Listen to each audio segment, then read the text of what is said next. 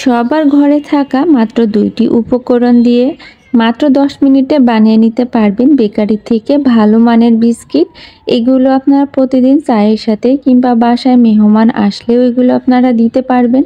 এটা খেতে এতটাই মজাদার, একদিন বানিয়ে আপনি ১ মাস মতো সংরক্ষণও করতে পারবেন।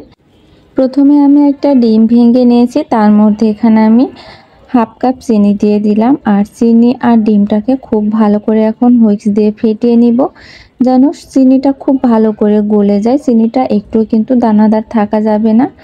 তো আমার খুব ভালো করে চিনিটাকে ফেটিয়ে নেওয়া হয়ে গেছে।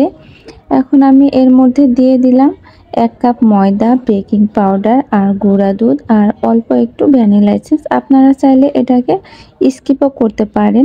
তো সব কিছু একসাথে মিশিয়ে এখন আমি একটা শক্ত ডো তৈরি করে নিব।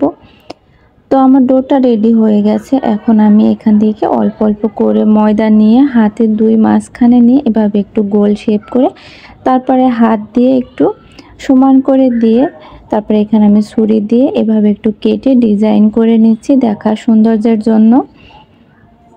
তো ভিডিওটি ভালো লেগে থাকলে একটা লাইক কমেন্ট করে দিবেন আর আমার পেজটিতে ফলো দিয়ে আমার পাশেই থাকবেন।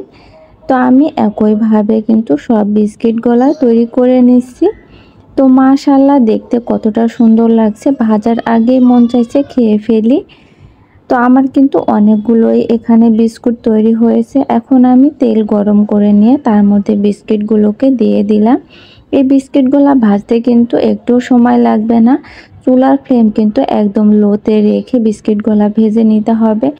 বিস্কিটগুলো তেলের উপরে দেওয়ার কিছুক্ষণ পরে দেখবেন একা একাই অনেকটা ফুলে তেলের উপরে ভেসে উঠবে।